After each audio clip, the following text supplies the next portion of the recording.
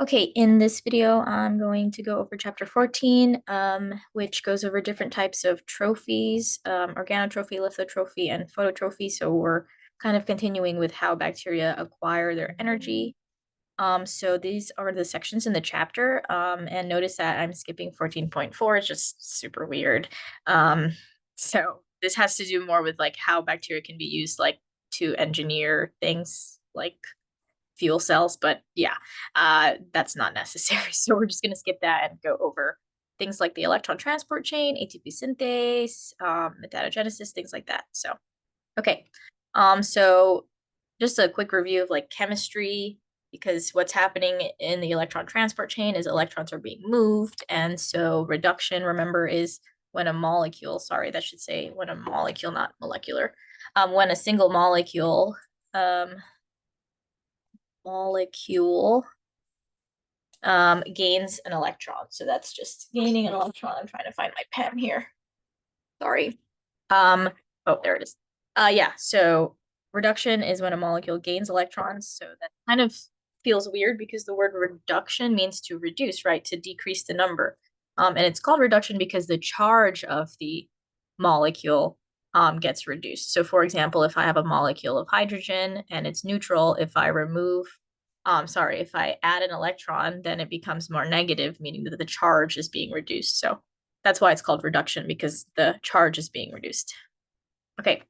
And so this is just a table of what is called reduction potentials. Basically, it's how likely something will go through reduction.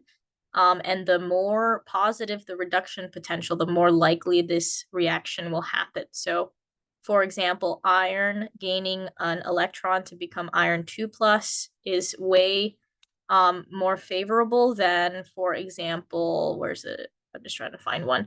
For example, hydrogen gaining an electron to become H2, two of them to become H2. So that's just kind of the graph, and then you can see the delta G's as well.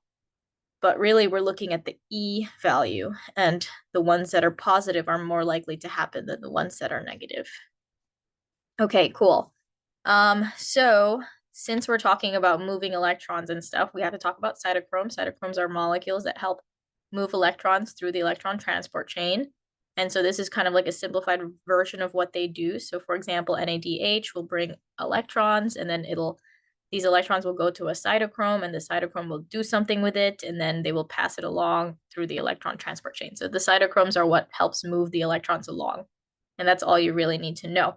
There's usually an end cytochrome, so a cytochrome at the very end of the electron transport chain, which will then take those electrons and stick it onto the electron acceptor. In this case, the electron acceptor is oxygen, but it doesn't have to be. So there's always a beginning cytochrome, so the one that takes the electrons from NADH, and then there's an end cytochrome that gives the electrons to whatever the electron acceptor is going to be. So yeah. Okay, and then of course the whole point of the electron transport chain is to make proton motive force. So proton motive force is super important because it powers a bunch of things. And so when the electrons are traveling through the electron transport chain, the energy that's basically harvested from those electrons are going to be used to push protons, which are H plus molecules, out of the cell. And it creates this proton gradient. Remember that the electrons that we're getting from NADH and FADH2, those are high energy electrons from chapter 13. So anyway, this creates this proton gradient, and then the proton motive force is what powers a bunch of different reactions as the hydrogens move back into the cell because they're going from high to low concentration. So how does the bacteria use proton motive force? PMF is proton motive force, by the way. So there are a few things that are powered by proton motive force. Obviously, ATP synthase, which we'll talk about in a lot of detail. You already learned that the flagella is also powered by proton motive force. But then a bunch of other movement or transport molecules like symports and antiports, they all use proton motive force. So it's very important that this proton motive force is sustained by the cell, because then it would die. Okay. And so again, the whole point of the electron transport chain is to produce this proton motive force. So let's talk about the electron transport chain. And this is specific for bacteria. This is the bacterial electron transport chain. So there's two proteins that are really involved. We have the NDH1 protein, which is up here, which is NADH dehydrogenase. That's one name for it. There's like a bunch of names for it, but NDH1 is how you can remember it. Anyway, but yeah, NADH dehydrogenase, number one. What it does is it gets NADH and it removes the 2 electrons that it's carrying. And at the same time, it removes the H plus, because that's essentially what happens is when the NADH loses its electrons, it also loses its H plus, which is why it's called NADH dehydrogenase. We are dehydrogenating. We're removing the hydrogen from NADH. But really, the whole point is that we're removing the electrons, right?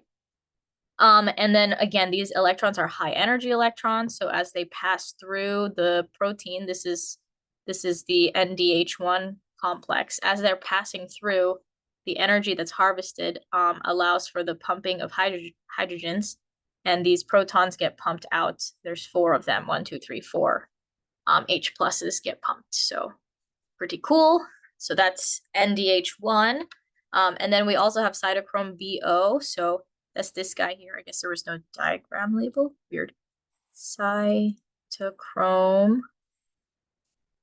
BO is this guy. And it will also pump 2 hydrogens when it acquires the high energy electrons. So basically what happens is the electrons that came from this guy. Oh, I guess show you the diagram below. So the electrons that go through NDH1 are going to go through NDH1. It pumps 4 hydrogens, and then those electrons go through the quinone pool, and the pool basically just moves them over.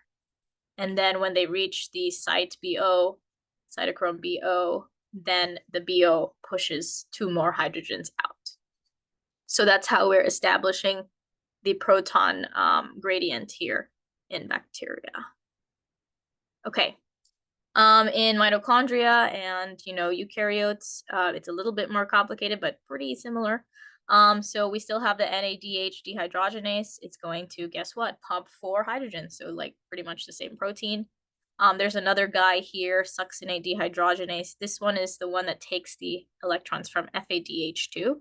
So notice that with the bacteria, there was no FADH2 like receiver, but there is one here. It's succinate dehydrogenase. Cool. And then there is another guy over here called ubiquinol, and yeah, it pumps another 4 hydrogens pretty much, and then the final one, cytochrome C oxidase, pumps another 4 hydrogens. Cool. So that's 12 hydrogens instead of 6. So that's pretty efficient.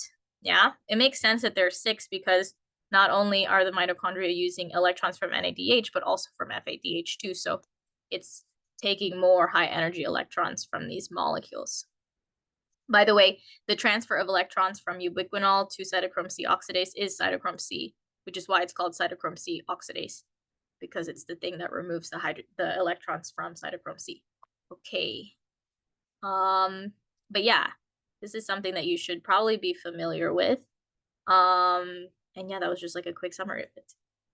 Okay, moving on. So now that we've produced this hydrogen gradient, we can use the energy to power things. So we're going to talk about ATP synthase specifically. So really, you just need to know the structure. So there's an F1 and an F0 unit. So the F1 unit has these alpha beta cells. Units, alpha and beta units. And these alpha and beta units, they're the ones that actually convert the ADP into ATP. So they're the ones that add the phosphate onto the ADP to make it ATP. And then the F0 unit is the part that's actually in the cell membrane. As you can see, it's embedded, and it's the part that actually rotates when the hydrogens are going through. Yeah. So it's really hard to explain how this whole thing works, but basically hydrogens pass through this A region, and as they pass through, the whole thing sort of spins, and the spinning is what powers the ATP to be made. There's a video that I'm going to post. It just explains it way better than a picture. So, okay. So that was 14.2. So now moving on to 14.3. All this was really talking about was how bacteria have alternative reductases. So remember how I told you that there's always a there's always a protein at the beginning of the electron transport chain that receives the electrons from NADH. And then there's always the protein at the end of the electron transport chain that gives the electrons to the final electron acceptor. And so the ones that you know are probably NADH dehydrogenase, because that's the first one in mitochondria. And then the very last one is cytochrome C oxidase, which is the one that gives, here, let me go back really quick. Cytochrome C oxidase is the one that gives those last electrons to the oxygen, and then it becomes water, right? So cytochrome C oxidase is always at the end of the electron transport chain for mitochondria. So anyway, bacteria, they have alternatives to this depending on who the electron donor is and who the electron acceptor is.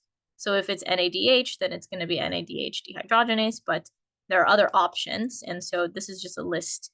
You don't need to know all of these. I'm just trying to let you know that there are so many different, I guess, proteins that bacteria have.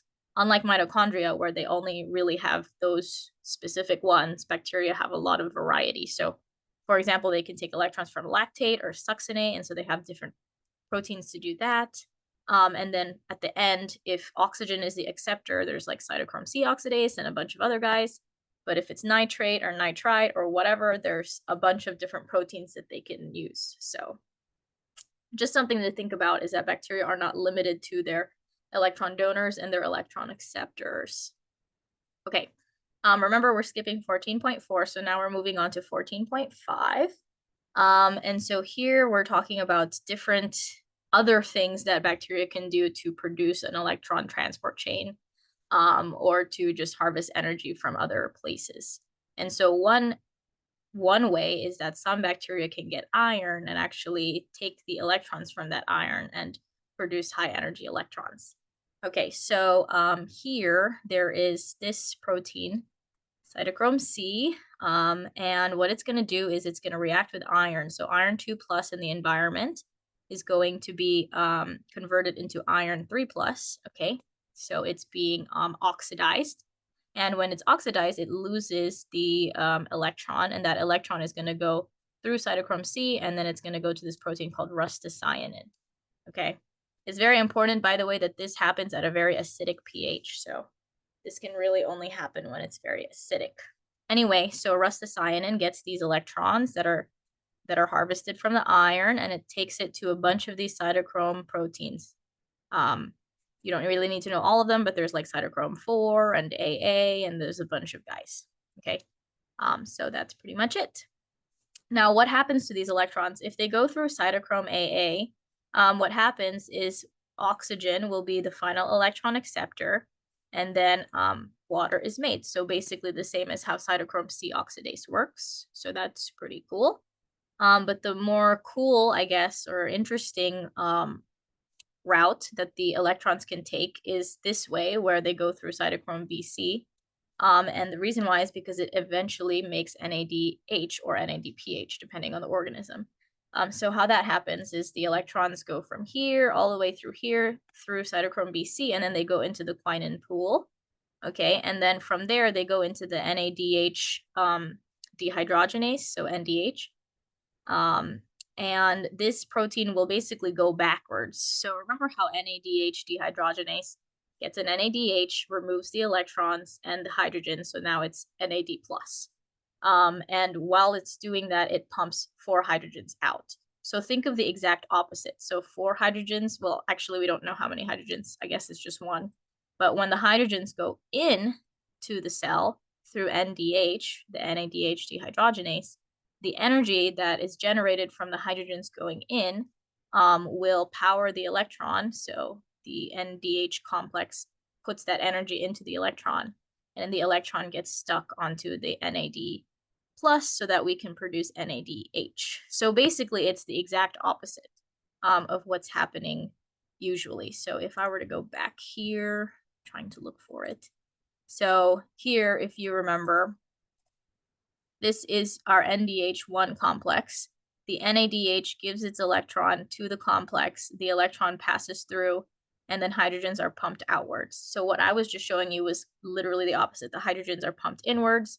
The electrons that are low energy electrons get energized through the pumping of the hydrogens, and then they get stuck onto NAD plus to produce NADH. So we're, again, quite literally doing the backwards reaction, which is very interesting that the bacteria can do that. So anyway, that is iron oxidation. And then, yeah, that's pretty much it. And then, of course, this is just like an aside.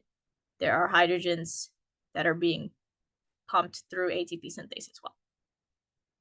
Okay, cool. Another thing some bacteria can do is nitrogen oxidation. So they can get nitrogen and do a bunch of random reactions with it, and it produces a proton gradient also. Okay, so let's see how this one works. So this is like one specific type of bacteria, I guess.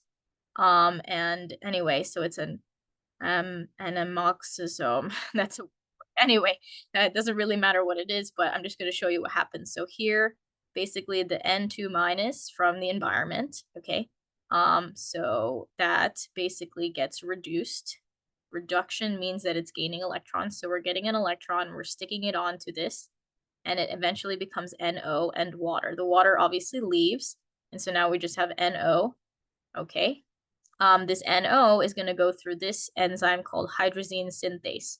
So a synthase is something that makes, guess what it's making? Hydrazine. So how does it make the hydrazine? It gets the NO and it combines it with NH4 plus specifically.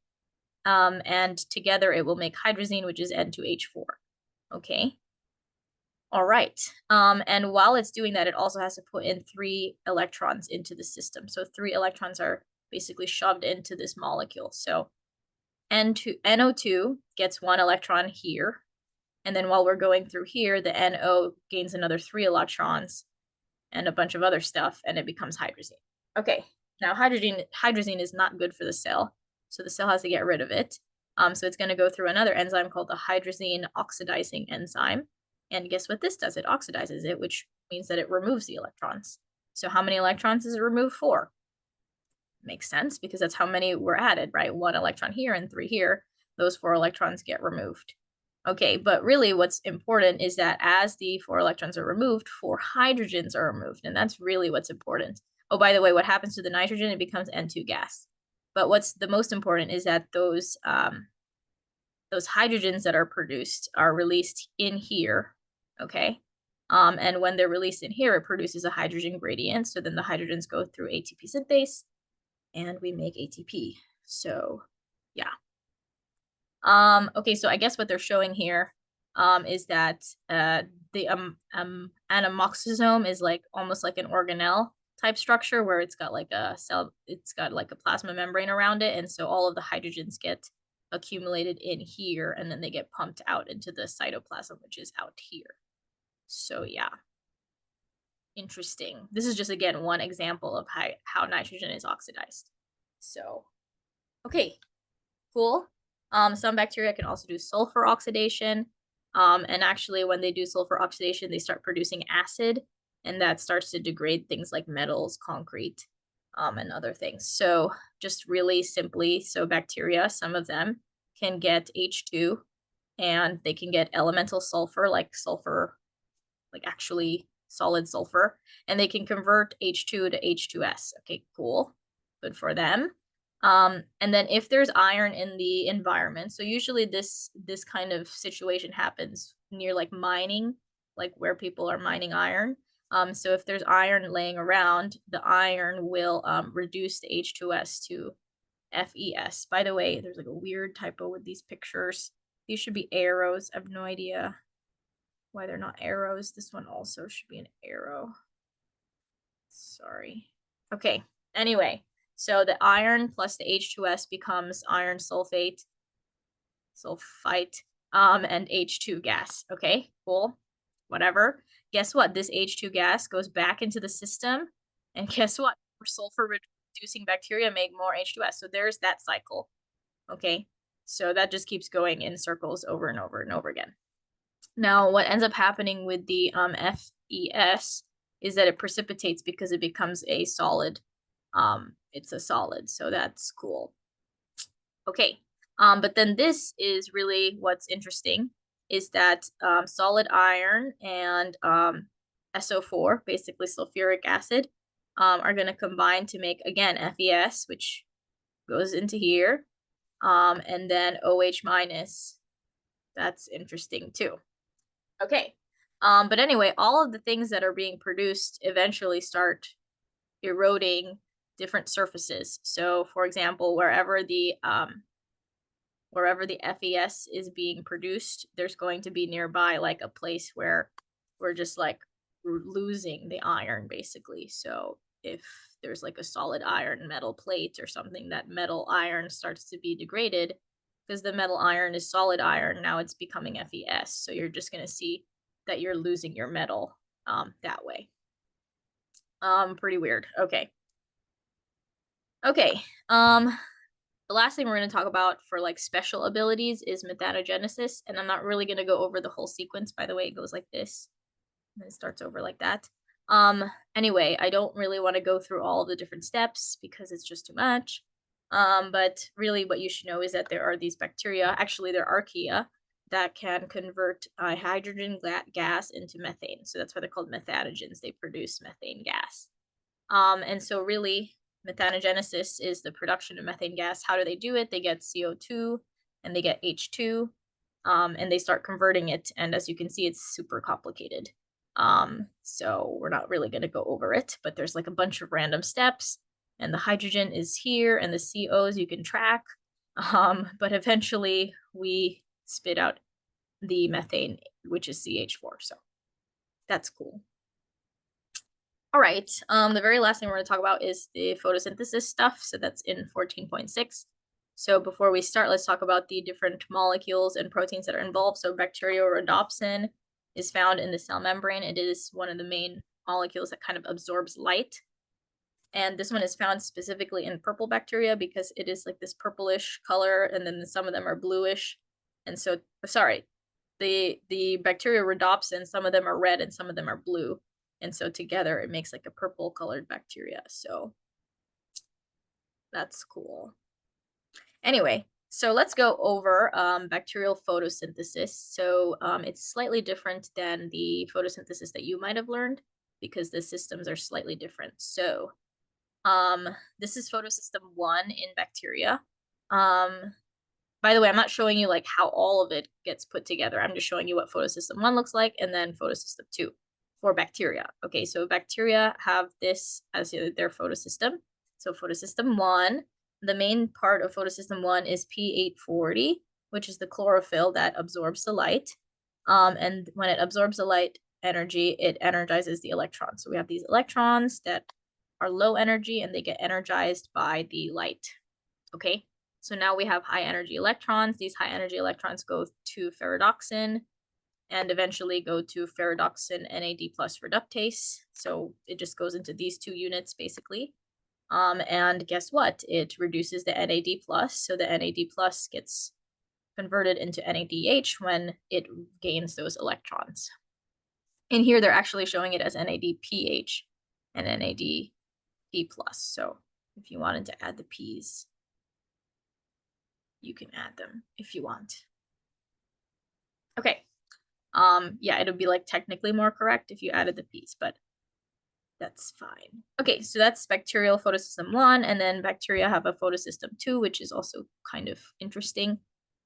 So they have their photosystem 2 has this chlorophyll, which is P870, and it gets the energy from the light. It also gets this energy from this antenna complex. So there's like a whole nother region or protein that absorbs light energy, and that light energy gets transferred to P870. But yeah, anyway, P870 gets energy from light, and guess what it does? It gets electrons, and it energizes those electrons. We've seen this before. And then those electrons go into the quinols. So it's going to be attached to a quinol, and so it's going to go through the quinol pool, and it's going to travel into this next protein, which is cytochrome BC. Okay. And from cytochrome BC, those high energy electrons are going to be used to pump the H plus over. Okay, so kind of like how the NADH dehydrogenase works, where as it receives high energy electrons, the hydrogens get pumped through. And so it does that. The energy of the electrons is used. The electrons are now low energy, and guess what? They just go back. They go back over here, and they just go in a cycle like that, which is pretty nice. But the whole point, obviously, is to produce the proton gradient, and when we produce the proton gradient, then we can make ATP through ATP synthase. So the hydrogens are pumped, and that's cool. Okay. All right. So that was the bacterial photosystem 2. And we talked about bacterial photosystem 1. There was no picture in the book for some reason about putting it all together, which was kind of weird. So yeah, that's pretty much that. But really the main one is the photosystems in cyanobacteria and chloroplasts, right? So this is probably how you learned photosynthesis, because you probably learned it from chloroplasts. Cyanobacteria, they basically have the same exact photosystems. So this is what it looks like. And notice that there's two photosystems, right? Photosystem 2 and 1 work together. Everything is all one giant thing. Okay, so let's kind of go through this. And notice that the chlorophyll numbers are different, P680 and P700. So just make sure you're keeping that in mind. Okay, anyway, so starting with photosystem 2, remember that photosystem 2 is always the first, kind of annoying. It will take photons from light, and guess what it does? It energizes electrons. That's the whole point of it. So these electrons are now high energy electrons. And at the same time, we are getting water and we're splitting it. We're splitting water into hydrogens and we're splitting them into oxygen. That's where plants get oxygen, or how plants produce oxygen. Okay, but it doesn't really matter. We're following the electrons here. The electrons are now high energy electrons. They go through the quinol pool, so they're going to be transferred over to site BF. Cool. In site BF, the high energy electrons power the movement of hydrogens through the unit. Okay, so through the membrane. Cool. So notice that we're already starting to produce the proton gradient because we've created 4 protons here. We've created, I guess this is 8 protons here. Cool. Cytochrome C gets these electrons, moves them to plastocyanin, and then eventually we get to photosystem 1. So you don't really need to know all of that. You just need to know that you'll just get there. So these electrons are now in photosystem 1.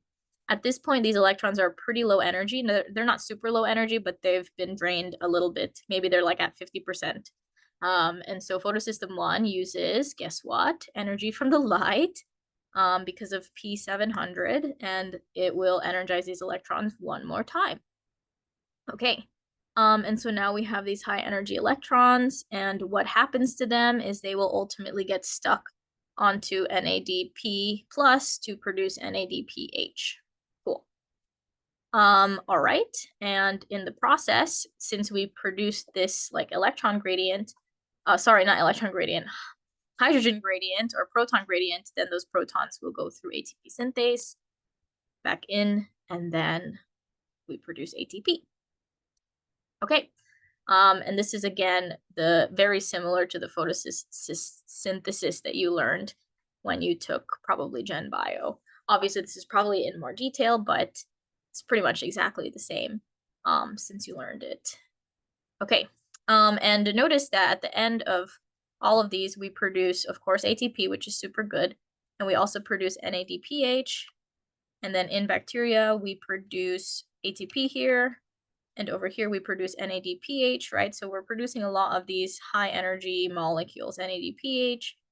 Okay, not really here, but anyway, so, and that's basically what we're going to be talking about in the next chapter is what happens to these molecules. The NADPH, the ATP, how does that produce things? Because we can't just be sitting around with high energy molecules, so like what ultimately happens.